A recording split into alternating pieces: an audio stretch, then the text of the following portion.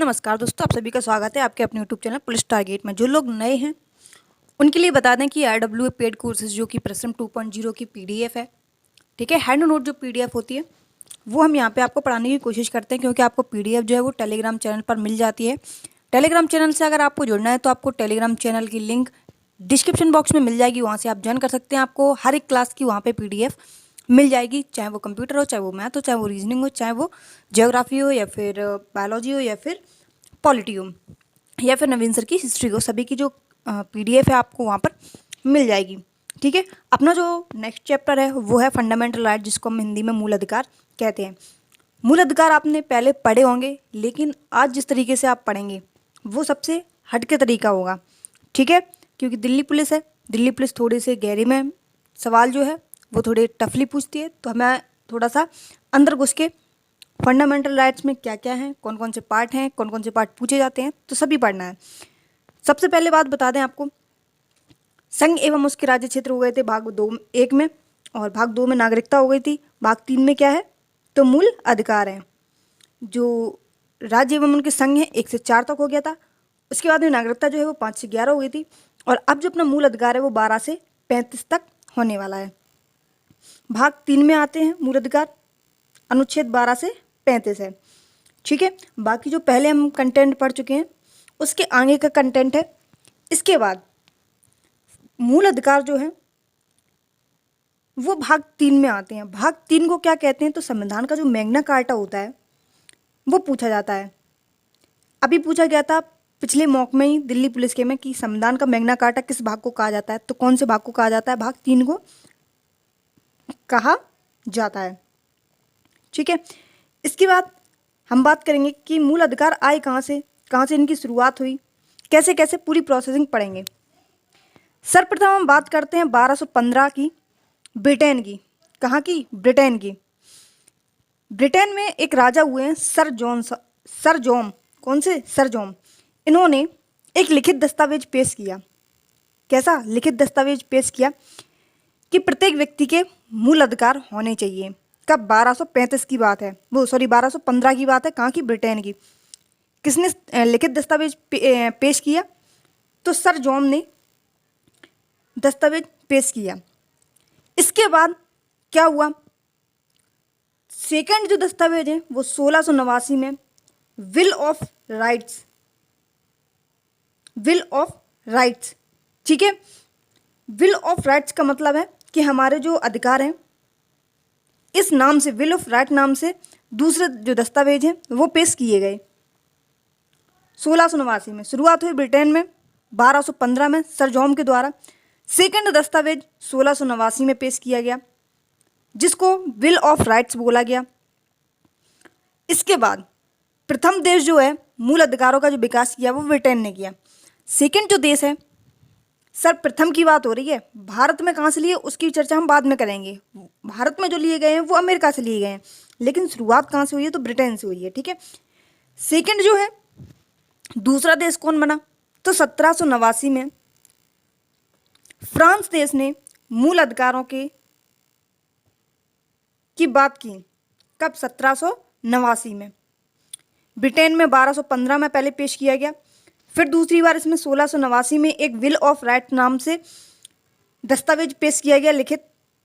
फिर फ्रांस में दूसरा जो देश बना 1789 में, मूल अधिकार की बात यहाँ भी की गई। इसके बाद भारत में मूल अधिकार की बात करें तो कहाँ से प्रेरित है, तो जब हमने आपको संविधान के स्रोत बताए थे वहाँ भी हमने आपको कई चीज़ें बताई थी कि मूल अधिकार जो हैं वो अमेरिका से लिए गए हैं। कहाँ से, मूल अधिकार जो हैं वो अपने USA से लिए गए हैं। अब USA से तो लिए गए, लेकिन USA से में कब जुड़े, तो सन 1787 की बात है। USA का संविधान बना कब, 1787 में। संविधान 1787 में बनकर तो तैयार हो गया, लेकिन लागू कब हुआ, तो 1789 में। जब 1789 में लागू हुआ तो इसमें फंडामेंटल राइट नहीं थे। फिर फंडामेंटल राइट 2 साल बाद 1791 में इसमें जोड़े गए। कब जोड़े गए, तो 1791 में इसमें जोड़े गए। पूछते हैं USA का संविधान कब बना, तो 1787 याद रखेंगे। उसके बाद लागू कब हुआ? तो 1789 में लागू हुआ। मूल अधिकार कब जोड़े गए? तो 1791 में मूल अधिकार अमेरिका में जोड़े गए। क्यों ये पढ़ना जरूरी क्यों है अमेरिका? क्योंकि भारत ने मूल जो अधिकार हैं वो यूएसए से लिया है, लेकिन यूएसए में संविधान कब बना, उसमें कब जोड़े गए, वो भी जानना जरूरी है।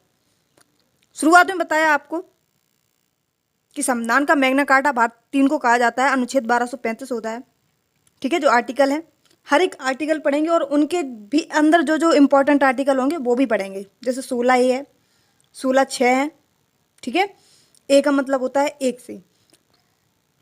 मूल संविधान कहाँ से लिए गए हैं? तो मूल संविधान जो है वो अपने अमेरिका से लिए गए हैं, ठीक है। मूल संविधान थे कितने? जब अपना संविधान बना तब 7 मूल अधिकार थे। कितने? 7 मूल अधिकार थे।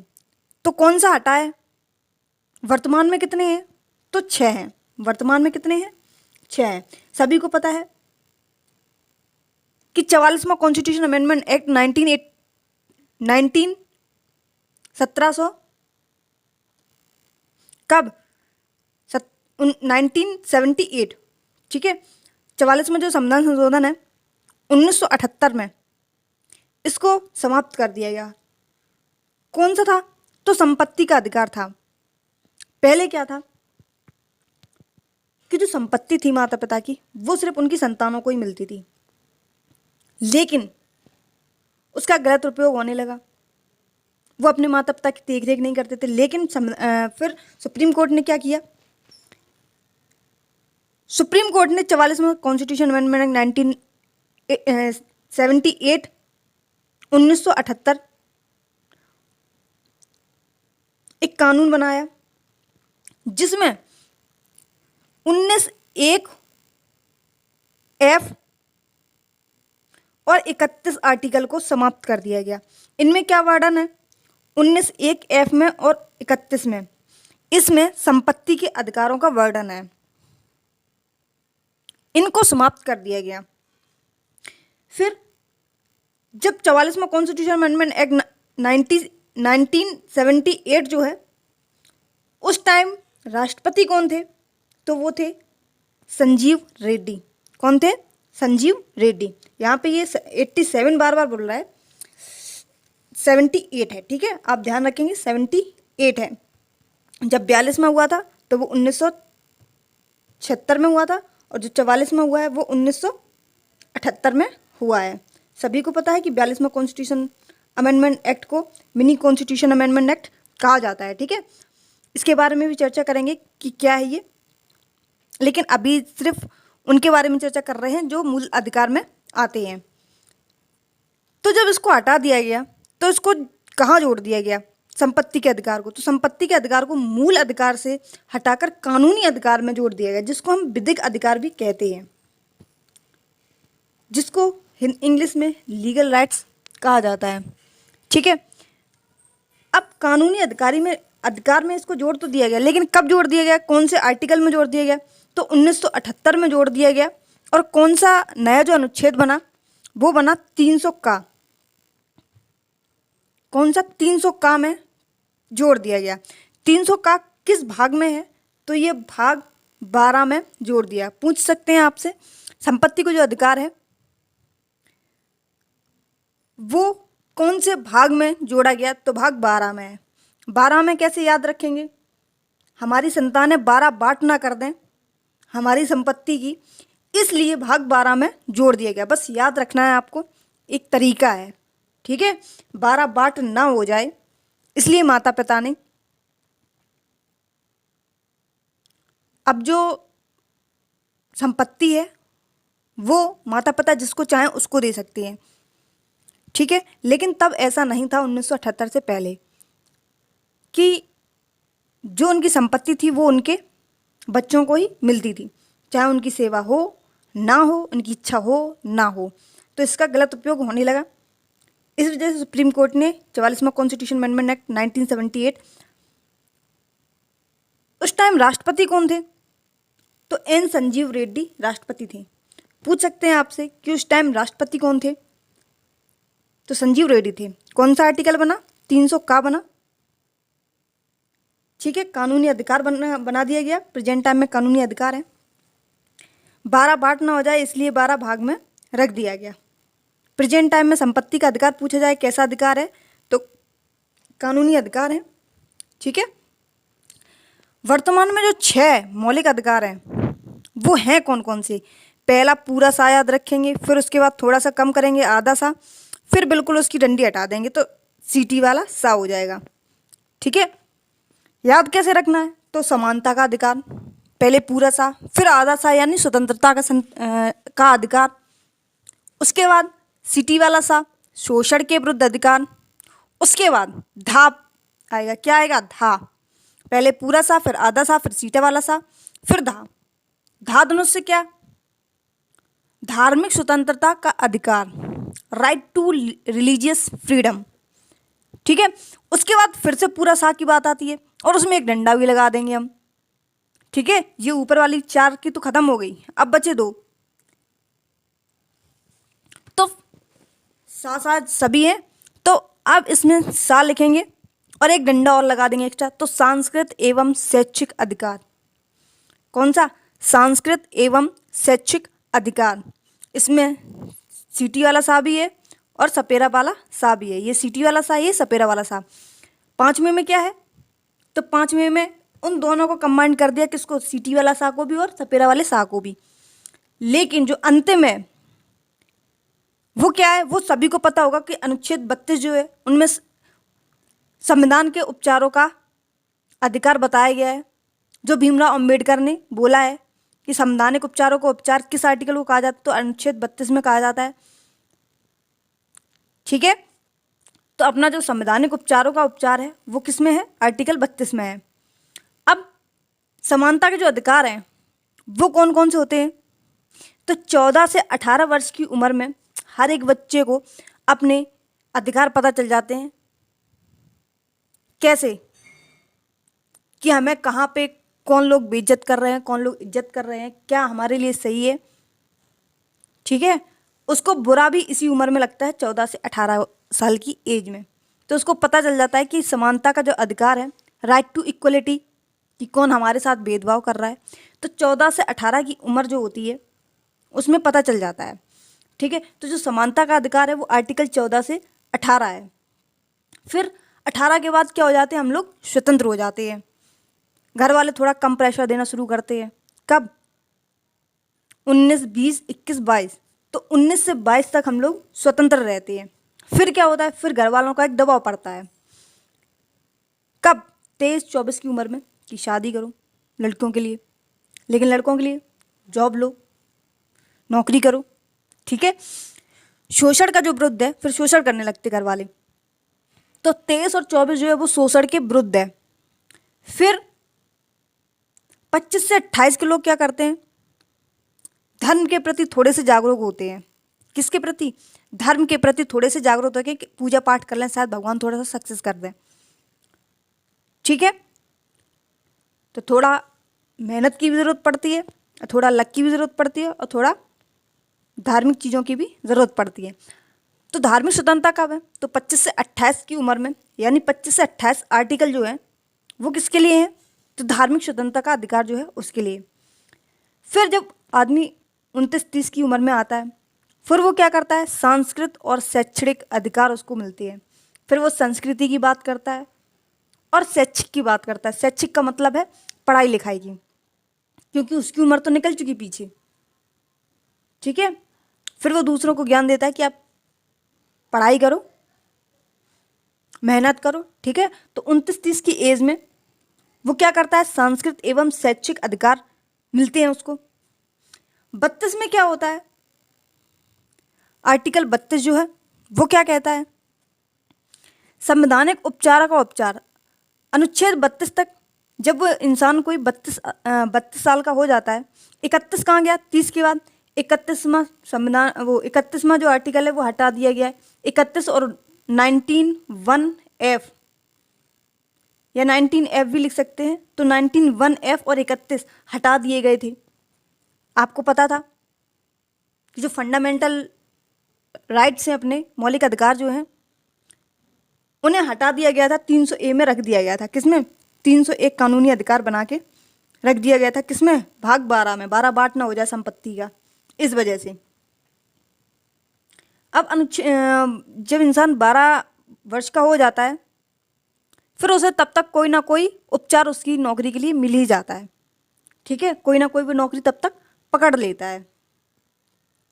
उसकी आत्मा ना हो तब भी वो करता है उस जॉब को, सिर्फ इसलिए अपनी फैमिली का पालन पोषण कर सके, इस वजह से। ठीक है, तो याद करने का एक तरीका है ये, और कुछ नहीं है। बाकी आपको अपना मेथड जो लगाना हो आप लगा सकते हैं।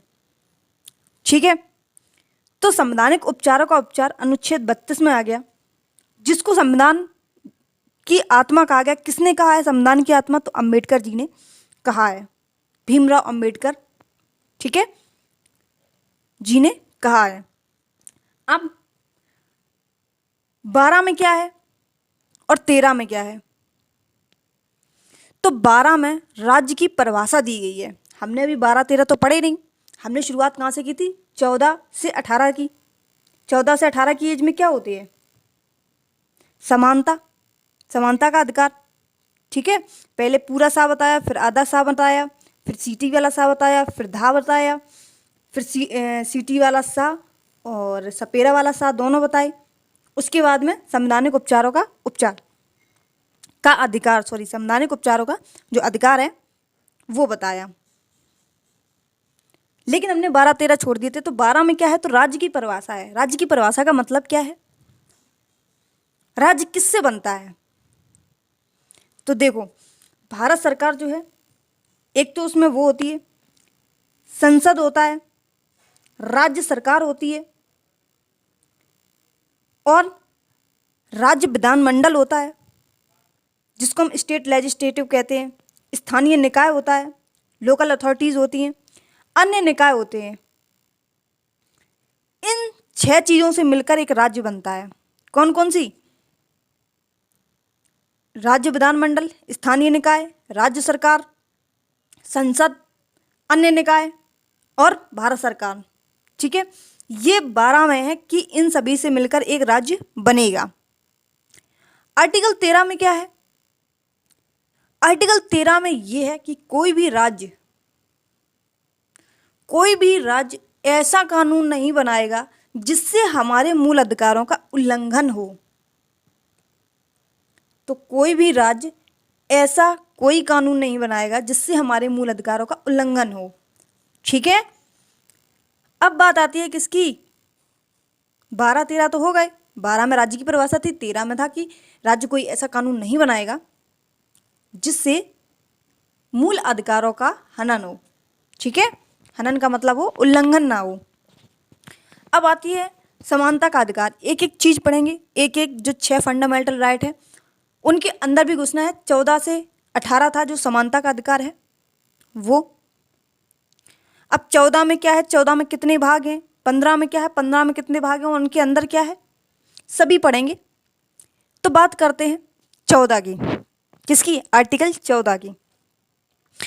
तो आर्टिकल 14 में विधि के समक्ष समानता एवं समान संरक्षण। क्या है? विधि के समक्ष समानता एवं समान संरक्षण। तो विधि के समक्ष समानता जो है वो कहाँ से लिया गया है? वो ब्रिटेन से लिया गया है। कहाँ से? ब्रिटेन से। और समान संरक्षण की जो बात की गई है वो कहाँ से लिया गया है? अपने संविधान स्रोत में। जब हमने आपको संविधान स्रोत बताए थे तो आपको बताया था विधि के समक्ष समानता जो है वो ब्रिटेन से ली गई है, और जो समान संरक्षण है वो कहाँ से लिए गए हैं? तो यूएसए से लिए गए। लेकिन इसमें एक अपवाद है। किसमें? आर्टिकल 14 में एक अपवाद है। क्या अपवाद है? कि अनुच्छेद जो 361 है, अनुच्छेद 361 है, ये क्या कहता है? राष्ट्रपति और राज्यपाल को एक विशेष अधिकार देता है। विशेष अधिकार का मतलब क्या है? विशेष अधिकार का मतलब है जब तक ये लोग अपने पद पर रहेंगे, जब तक ये लोग अपने पद पर रहेंगे तब तक इनको ना तो गिरफ्तार किया जा सकता है और ना ही इनके खिलाफ कोई एफआईआर दर्ज की जा सकती है। इन्हें ये विशेष अधिकार है। बाकी विधि की समझ का मतलब क्या है? कोई भी व्यक्ति अगर कुछ अपराध करता है तो उसके लिए उसके खिलाफ एक एफआईआर दर्ज की जाती है और उसे उसके लिए दंडनीय किया जाता है। ठीक है, उसको गिरफ्तार भी किया जाता है।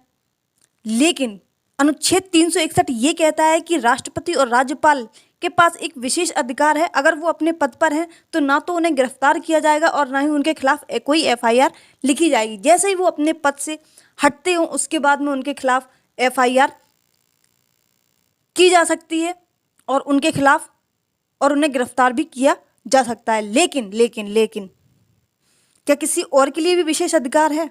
तो जी हाँ, संसद के जो एमपी होते हैं, और अपवाद है इसमें दो। क्या अपवाद है? आर्टिकल 105 क्या कहता है?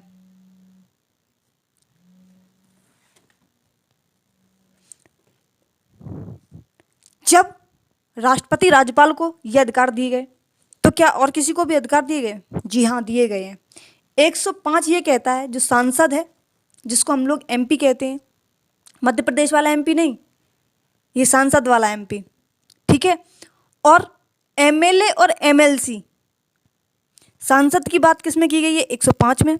और एमएलए और एमएलसी किस में बात की गई है? 194 में।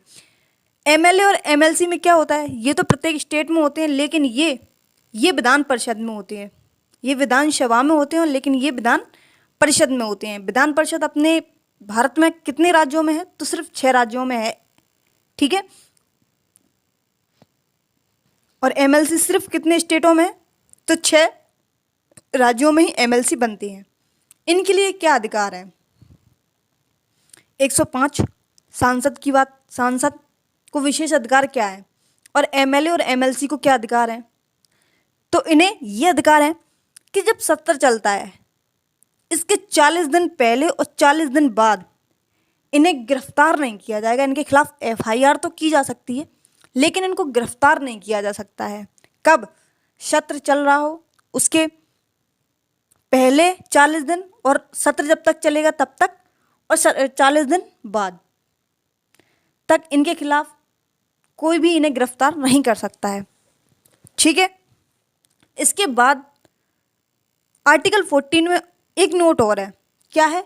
जो नैसर्गिक न्याय का सिद्धांत है, इसको आर्टिकल 14 को कहा जाता है। आर्टिकल 14 को क्या कहा जाता है? तो नैसर्गिक न्याय का सिद्धांत भी इसको कहा जाता है, क्योंकि इनमें समानता का जो अधिकार है 14 से 18 तक, जिसमें राष्ट्रपति और गवर्नर को उसके पद पर रहते हुए ना तो गिरफ्तार किया जा सकता है, ना ही उसके खिलाफ कोई एफआईआर की जा सकती है। एमएलसी, एमएलए और कौन से, और जो सांसद हैं अपने एमपी जिसको बोलते हैं, इन्हें एक विशेष अधिकार प्राप्त है कि जब सत्र चल रहा हो तो सत्र चलते हुए उसके 40 दिन पहले और 40 दिन बाद तक इन्हें गिरफ्तार नहीं किया जा सकता, इनके खिलाफ एफआईआर की जा सकती है। आर्टिकल 14 को क्या कहते हैं? तो नैसर्गिक न्याय का सिद्धांत भी इसको कहा जाता है। आपसे पूछ सकते हैं नैसर्गिक न्याय का सिद्धांत किस आर्टिकल को कहा जाता है? जैसे अनुच्छेद 32 को संवैधानिक उपचारों का उपचार भीमराव अम्बेडकर जी ने कहा है, इसी तरीके से आर्टिकल 14 को नैसर्गिक न्याय का सिद्धांत कहा जाता है। इसमें एक वाद है। वाद का मतलब क्या है? आर्टिकल 40 में सुप्रीम कोर्ट ने आर्टिकल 14 को संविधान की आधारभूत ढांचा घोषित किया। कब किया? एक वाद आया, एक केस आया, जिसको हम लोग मिनर्वा मिल्स वर्सेस संघ सरकार कहते हैं। क्या कहते हैं? मिनर्वा मिल्स वर्सेस संघ सरकार कहते हैं। इसमें क्या था? इसमें, और ये आया कब? ये 1980 में आया। कब आया ये? 1980 में। तो मिनर्वा मिल्स जो है वो ये केस जीती। तो सुप्रीम कोर्ट ने क्या कहा? आर्टिकल 14 जो है वो संविधान का आधारभूत जो ढांचा है वो घोषित कर दिया गया। क्या क्या किया गया है? एक तो इसको समानता का अधिकार कहते हैं, दूसरा नैसर्गिक न्याय का सिद्धांत कहते हैं, और चौथा संविधान का जो आधारभूत ढांचा है वो आर्टिकल 14 को घोषित किया गया। क्या किया गया? संविधान का जो आधारभूत ढांचा है वो आर्टिकल 14 को ढांचा बोला गया। अब बात आती है कि आर्टिकल 15 क्या है, 15 में क्या है। कोई भी व्यक्ति है वो 15 साल का हुआ, उसको ये बात पता चल जाती है कि वो मेल है कि फीमेल है, वो किस धर्म से है, किस वंश से है, किस जाति से है।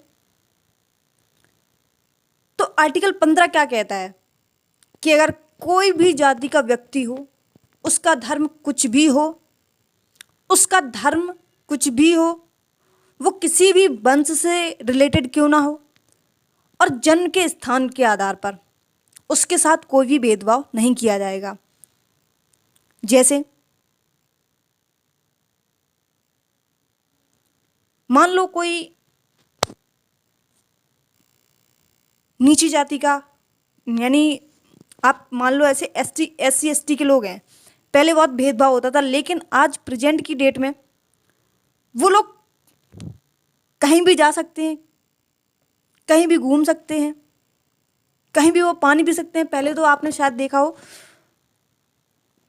पानी पीने के लिए भी उनको अछूत माना जाता था, लेकिन आज की डेट में वो कहीं भी घूम सकते हैं, ऑल ओवर इंडिया या ऑल ओवर वर्ल्ड में। वैसे इंडिया में ये जातिगत भेदभाव ज़्यादा है बजाय अन्य देशों के। ठीक है, तो जो जाति, लिंग, धर्म, वंश के आधार पर भेदभाव नहीं किया जाएगा। तो 15 आर्टिकल 1 में लिखा हुआ है। 15(2) में क्या लिखा हुआ है? तालाबों, दुकानों, होटलों और सार्वजनिक पार्क में से इन लोगों को नहीं रोका जाएगा। किन लोगों को? किन्हीं को भी नहीं रोका जाएगा। ठीक है, चाहे वो नीची कास्ट का हो, चाहे वो ऊंची कास्ट का हो, चाहे वो किसी भी धर्म से रिलेट क्यों ना हो, चाहे वो मेल हो, फीमेल हो, ट्रांसजेंडर हो, चाहे वो किसी भी वंश से क्यों ना हो, उसका जन्म चाहे जहाँ हुआ हो। मान लो उत्तर प्रदेश में जन्म हुआ, तुम MP के किसी होटल में जाना चाहते हो, जा सकते हो। कर्नाटक के किसी होटल में जाना चाहते हो, जा सकते हो। किसी भी दुकान में जा सकते हो, सार्वजनिक पार्क में जा सकते हो, आपको नहीं रोका जाएगा। अगर रोका जाता है तो आप एक FIR लिखवाएंगे, तो उसकी जिस व्यक्ति ने रोका तो 15(2) उसके खिलाफ जो चार्जशीट पेश की जाएगी, उसमें 15(2) के खिलाफ जो उसका केस बन रहा होगा उसे उसकी सजा मिलेगी। 15(3) में क्या है? राज्यों को अधिकार दिया गया कि वो महिलाओं एवं बच्चों के लिए विशेष प्रावधान करे। मोस्ट इम्पॉर्टेंट है, राज्यों को ये अधिकार दिया गया कि वो महिलाओं और बच्चों के लिए एक विशेष प्रावधान करे। जैसे कि सन 2005 की बात है, महिलाओं पर घरेलू हिंसा जो है वो अत्यधिक बढ़ गई थी। तो राज्य सरकार ने क्या किया? महिलाओं का घरेलू हिंसा से संरक्षण अधिनियम 2005 पेश किया, जिसमें जिन महिलाओं को घरेलू हिंसा का शिकार किया जाता है उनके खिलाफ एक FIR दर्ज होने लगी। 2005 से पहले महिलाओं पर चाहे जितनी हिंसा होती रहे, कोई कुछ बोलने वाला नहीं था। ठीक है, तो ये किस में बात बोलेगी? तो 15(3) में। अब बात आती है 15(6) की। 4 और 5 में ना कभी पूछे गए और ना कभी पूछे जाएंगे। ठीक है, इनको छोड़ देते हैं, जो इम्पोर्टेंट है सिर्फ हमको उनको देखना है। 15(6) में क्या है? 15(6) में और 16(6) में सिर्फ छोटी सी एक लाइन जो है उसका डिफरेंस है। क्या डिफरेंस है? 103 कॉन्स्टिट्यूशन अमेंडमेंट एक्ट जो हुआ, जो EWS के लिए 10% आरक्षण का प्रावधान है। ठीक है, 103वां कॉन्स्टिट्यूशन अमेंडमेंट एक्ट 2019 कब हुआ और किसके लिए है? तो 2019 में हुआ। किसके लिए है? तो EWS, जो सामान्य लोग हैं, सामान्य लोग ही EWS बनवा सकते हैं। ठीक है, सामान्य लोग जो हैं वो आर्थिक रूप से पिछड़े हुए हैं, उनके लिए 10% आरक्षण दिया गया। कहाँ पर? शैक्षिक संस्थानों में। कहाँ पर? शैक्षिक संस्थानों में, जिसको हम एजुकेशनल इंस्टीट्यूट कहते हैं। यहाँ पे शैक्षिक संस्थानें बोली गई हैं। और 16(6) की जब बात करेंगे तो 16(6) भी आपको हम दिखा दें, कहाँ गया? ये सरकारी नौकरियों की बात की गई। किसकी? सरकारी नौकरियों की। जब सरकारी नौकरी की बात की जाए तो 16(6) आएगा। जब शैक्षिक संस्थानों की बात की जाए तब 15(6) आएगा। ठीक है, इसमें भी 103वां कॉन्स्टिट्यूशन अमेंडमेंट एक्ट 2019 जोड़ा गया, जिसमें 10% आरक्षण मिलता है। यहाँ शैक्षिक संस्थानों को मिलता है 10% आरक्षण। जैसे कि कोई भी सरकारी स्कूल है, उसमें हमारी फीस जो है वो थोड़ी सी कम लगेगी, प्रवेश के लिए थोड़ी सी फीस कम लगेगी और वैसी फीस थोड़ी सी कम लगेगी जो भी सरकारी संस्थान है उनमें। लेकिन 16(6) में क्या और बोला गया है कि सरकारी नौकरियों में आरक्षण दिया जाएगा। ठीक है, ईडब्ल्यूएस वालों को 10% आरक्षण दिया जाएगा। ये दोनों बात समझ में आ गई होंगी आपको। आर्टिकल 16 में क्या है, तो लोक नियोजन की समानता। लोक नियोजन की समानता क्या मतलब है? सरकारी नौकरी में समानता। सरकारी नौकरी में समानता कैसे? मान लो जैसे हम हैं, एक फीमेल भी उस नौकरी को कर सकती है और एक मेल भी उस नौकरी को कर सकता है। ठीक है, तो लोक नियोजन का मतलब है कोई भी पर्सन उस नौकरी के लिए जो उसकी शैक्षिक अर्हता है उसको फॉलो करता है तो वो उस नौकरी के लिए एलिजिबल है। सभी के लिए समान अपॉर्चुनिटी है, चाहे वो एससी हो, चाहे वो एसटी हो, चाहे वो जनरल से बिलोंग करता हो, चाहे वो ईडब्ल्यूएस का हो, चाहे वो मेल हो, चाहे वो फीमेल हो। ठीक है, कुछ शैक्षिक अर्हता को छोड़कर आर्टिकल 16(4) क्या है, 1, 2, 3 छोड़ देते हैं, कुछ नहीं है उनमें और ना ही पूछी जाती हैं। जो चीज़ें पूछी जाती हैं सिर्फ उन पे ध्यान देना है। राज्य को अधिकार है कि वह जनसंख्या के अनुपात में आरक्षण दे सकता है। तो 16(4) क्या है? राज्य को ये अधिकार है कि वह जनसंख्या के अनुपात में आरक्षण दे सकता है। ठीक है, और आर्टिकल 16(6) क्या बोलता है कि 103वां कॉन्स्टिट्यूशन अमेंडमेंट एक्ट 2019 जो जोड़ा गया वो उसमें ईडब्ल्यूएस में 10% आरक्षण मिलता है, किसमें? सरकारी नौकरियों में और यहाँ पे शैक्षिक संस्थानों में। इसके बाद जो भी इसके बाद बात आती है 17 की। 17 में क्या है? अस्पृश्यता का अंत। अस्पृश्यता का अंत मतलब क्या है? जो छुआछूत है उनको नहीं माना जाएगा। ठीक है, अगर कोई ऐसा करता है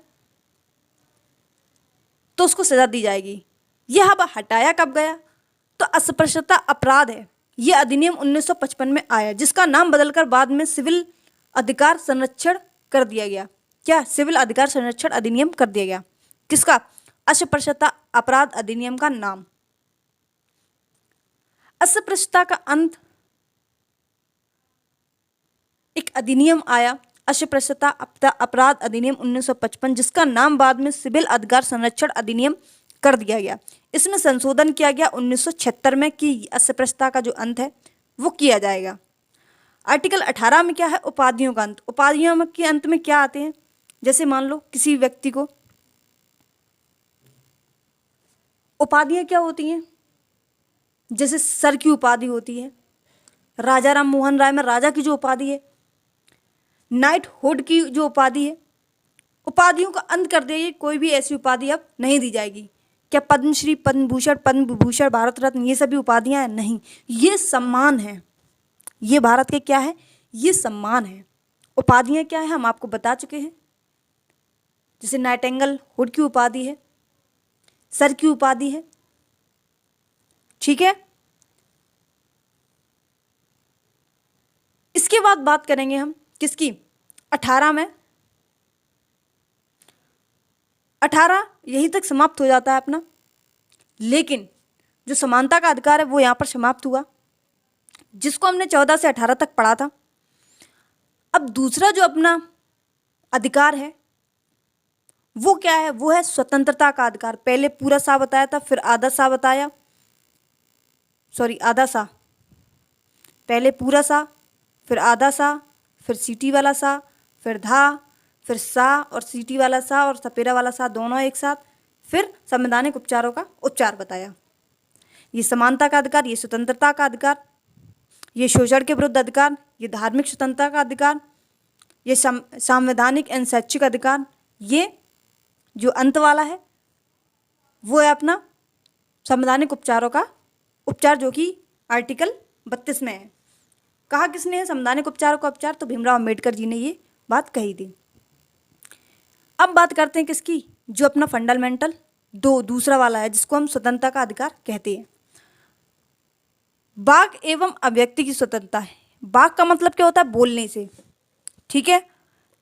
वाक एवं अभिव्यक्ति यानी फ्रीडम, ठीक है, इनकी स्वतंत्रता होनी चाहिए। वाक एवं अभिव्यक्ति की स्वतंत्रता, बोलने की स्वतंत्रता। कैसे, प्रेस वाले कुछ भी बोलते हैं, क्या उनके खिलाफ एफआईआर दर्ज होती है? नहीं होती है। तो प्रेस की स्वतंत्रता, ठीक है। राष्ट्रीय ध्वज फहराने की स्वतंत्रता। राष्ट्रीय ध्वज फहराने की, क्या कोई भी व्यक्ति फहरा सकता है? हाँ, कोई भी व्यक्ति भारत का फहरा सकता है। भारत का ही नहीं, अन्य देशों में भी फहरा सकते हैं, बजाय किसी अन्य देश में उसके खिलाफ कोई एफआईआर दर्ज ना की जाए, ठीक है। तो राष्ट्रीय ध्वज फहराने की जो स्वतंत्रता है वो प्रत्येक व्यक्ति को, जैसे कि आप देखते भी हैं 15 अगस्त या 26 अगस्त होती है तो प्रत्येक स्कूल में इसको राष्ट्रीय ध्वज को फहराया जाता है। जानने का अधिकार, मान लो कोई पुलिस वाले आपको गिरफ्तार कर लेते हैं तो आपको ये जानने का अधिकार है कि उसने क्यों आपको गिरफ्तार किया है, आप उससे पूछ सकते हैं, ठीक है, ये आपका अधिकार है। शांत रहने का अधिकार, शांत रहने का अधिकार है, जैसे कि मान लो कोई मुस्लिम व्यक्ति है, सॉरी मुस्लिम बच्चा है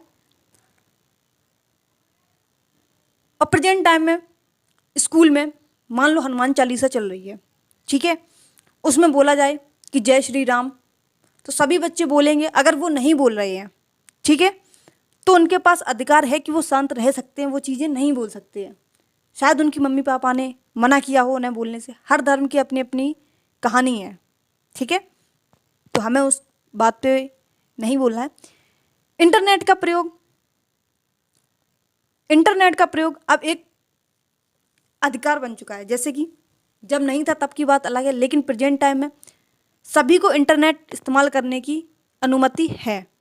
अभी एक कुछ टाइम पहले 2017 में एक केस हुआ था कि एक लड़का था, वो पोर्नो साइट खोले हुए था, तो क्या किया गया, उसका फ़ोन की जो इंटरनेट है वो बंद कर दिया गया। तो उसने केस कर दिया कि ये हमारा अधिकार है। तो तब 2017 में इंटरनेट का प्रयोग करना हर एक व्यक्ति के लिए है कि अगर आपको बंद करना है तो सीधा आप साइट ही बंद कर दीजिए, लेकिन इंटरनेट क्यों बंद किया? तो तब वो केस जीत गया और उसको इंटरनेट प्रयोग करने की अनुमति दी गई, ठीक है। इसके बाद हम आगे बात करेंगे अपने जब पार्ट 2 जो आएगा उसमें, ठीक है। आप ज़रूर बताना कमेंट में कि वीडियो आपको कैसा लगा, ठीक है। उम्मीद करते हैं आपने अंत तक वीडियो ज़रूर देखा होगा और आपको काफ़ी अच्छी तरीके से समझ में भी आया होगा। हालांकि सर की कॉपी करने की कोशिश की है हमने, लेकिन फिर भी नहीं हो पाता है, ठीक है, गुरु गुरु ही रहता है। तो मिलते हैं अपने नेक्स्ट वीडियो में, तब तक के लिए जय हिंद।